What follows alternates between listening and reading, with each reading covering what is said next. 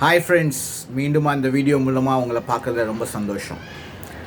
இயேசு கிறிஸ்து கிட்ட அவருடைய சீடர்கள்லாம் இருக்கும் பொழுது ஒரு கானானிய ஸ்திரீ அவர்கிட்ட வந்துட்டு என் பிள்ளைய அசுத்த ஆவிகள் தொந்தரவு செய்து அதுலேருந்து விடுதலை கொடுங்க அப்படின்னு சொல்லி கேட்குறான். அந்த பெண்மணி கேட்குறாங்க. அப்போ இயேசு அமைதியாக இருக்கிறாரு. சீடர்கள்லாம் அவள் டிஸ்டர்ப் பண்ணிட்டே இருக்கா, அவளை அனுப்பிச்சி விடுங்க அப்படின்னு சொல்கிறாங்க.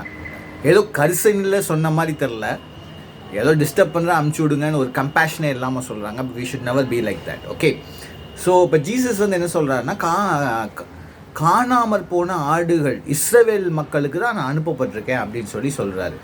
ஏன் அப்படி சொல்லணும்? நல்லா பார்த்திங்கன்னா இயேசு கிறிஸ்து தீரு சீதோன் அந்த இடங்கள்ல தான் இருக்கிறாரு அப்படின்னு சொல்லி அதுக்கு முந்தின வசனம் சொல்லுது. அது எல்லாமே ஜென்டைல் ஏரியா, புறஜாதியினுடைய இடங்கள், இஸ்ரவேலுடைய இடங்கள் கிடையாது. அப்போ புறஜாதியினுடைய இடத்துல புறஜாதியினத்தான ஊழியம் செய்ய முடியும். அங்கே ஒரு புறஜாதியான பெண்மணி கானானிய ஸ்திரீ வரும்போது அவங்க கிட்ட காணாமற் போன ஆடுகளாகி இஸ்ரவேல் மக்கள் இடத்துக்கு தான் அனுப்பப்பட்டிருக்கேன் அப்படின்னு சொல்கிறாரு. அதை நீங்கள் நோட் பண்ணணும். அதுக்கப்புறம் தொடர்ந்து அவள் முயற்சி எடுத்துகிட்டே இருக்கும் பொழுது இயேசு என்ன சொல்கிறாருன்னா, பிள்ளைகளின் அப்பத்தை எடுத்து நாய்க்குட்டிகளுக்கு போடலாமா அப்படின்னு சொல்லி கேட்குறாரு. அது ஏன் நாயின்னு சொன்னார், அது ஏன் நாய்க்குட்டின்னு சொன்னாருன்னு நிறைய கேள்விகள்லாம் இருக்குது. உங்களுக்கும் ஏதாவது தாட்ஸ் இருந்தால் கமெண்ட்ஸில் ஷேர் பண்ணுங்கள். எனக்கு தெரிஞ்சதை நான் சொல்கிறேன். யூதர்கள் புறஜாதியார் நாய் மாதிரி தான் நினச்சாங்க, பரிசுத்தமாக நினைக்கல. நாங்கள் தான் பரிசுத்தம், புறஜாதியாரெல்லாம் நாய் அப்படின்னு சொல்லி நினச்சாங்க. யூதர்கள் நினைக்கிற மாதிரி தான் நானும் ஒரு யூதன், நானும் உன்னை புறஜாதியாகிய உன்னை நாயின்னு நினைக்கிறேன் அப்படின்னு சொல்லி ஜீசஸ் ஒரு ஃபீலர் கொடுத்துருக்கலாம், ஒரு ஃபீலிங் கொடுத்துருக்கலாம். பட் ரியலாக ஜீசஸ் என்ன எதிர்பார்க்குறாரு அப்படின்னா, அவருடைய பதிலிருந்து தெரியும்.